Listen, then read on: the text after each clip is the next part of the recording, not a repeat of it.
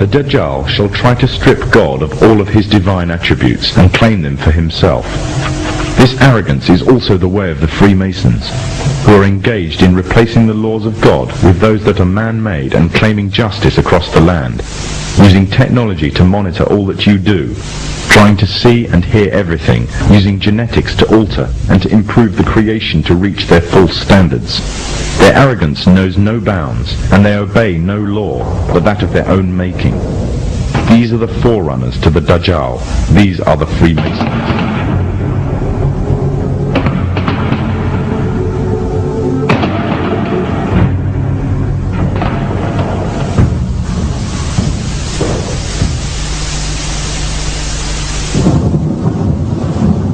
Prophet Muhammad said that a time would come when the whole world would gather around to plan the destruction of the Muslims, as if they were gathered around a table to take part in a meal.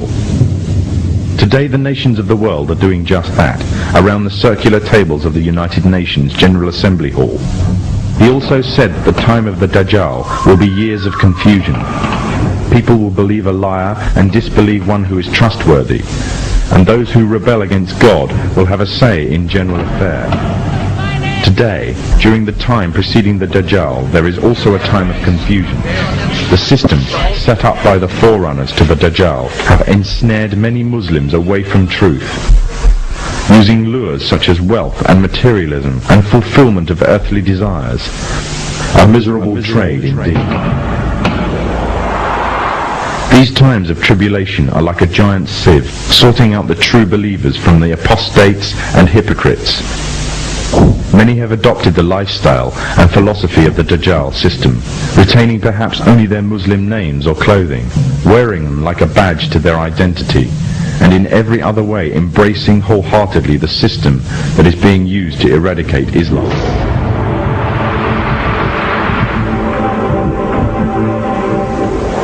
Embracing the same system that stood back and did nothing when pregnant Muslim women had their bellies ripped open by Serbs, killing them and the contents of their wombs.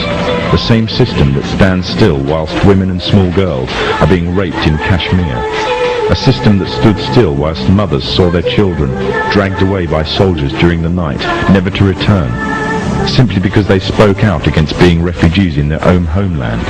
And the same system that said nothing to the tyrant, that gassed women and children simply because he danced the Masonic tune.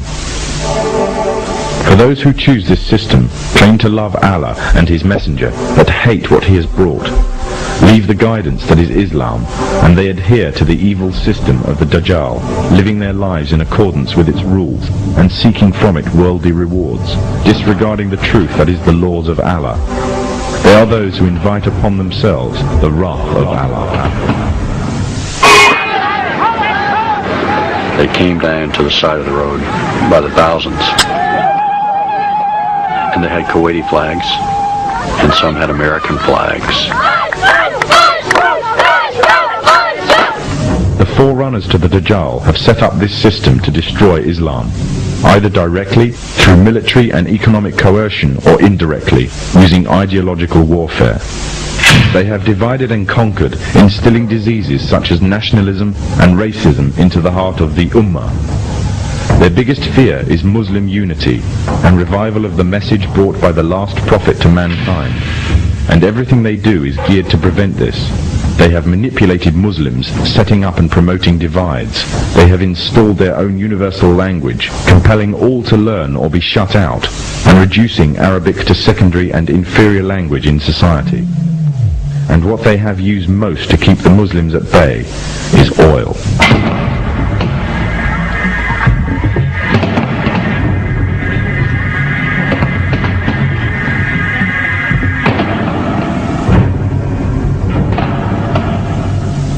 During World War I, the Freemasonic governments managed to destroy the Islamic Caliphate and annex all its territories.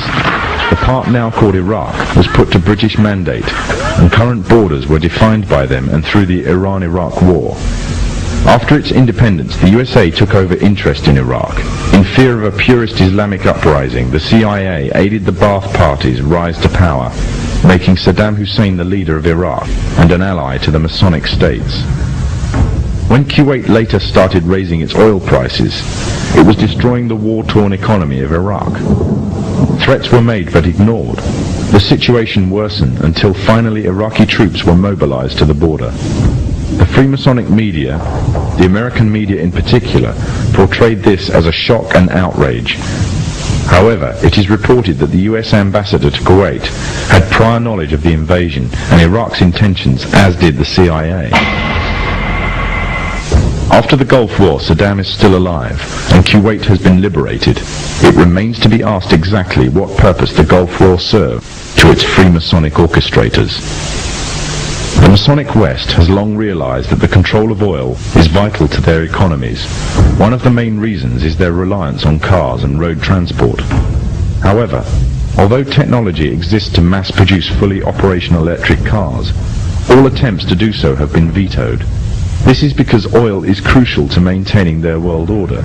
Without the wealth from oil, Muslim economies would fall. And without the puppet governments and leaders, such as Saddam Hussein, the Freemasonic West could not control the Muslim nations. Without the division of wealth and false leadership of these nations, nothing would prevent the purist Islamic movements from coming to power. Poverty creates unity, and Muslim unity is the greatest fear of the forerunners to the Dajjal. The Gulf Wars served many purposes: to promote Western unity, to create divides amongst the Muslim nations, to act as a testing ground for an entire arsenal of military weapons and cocktails of chemicals and drugs. But most of all, it served to ensure a strong military presence in the Middle East. The Dajjal has placed a strong hold in the very heart of Islam itself and laid a firm grip on the Muslim holy lands. But although they plan, Allah also plans, and Allah is the best of planners. The final victory will be with the Muslims.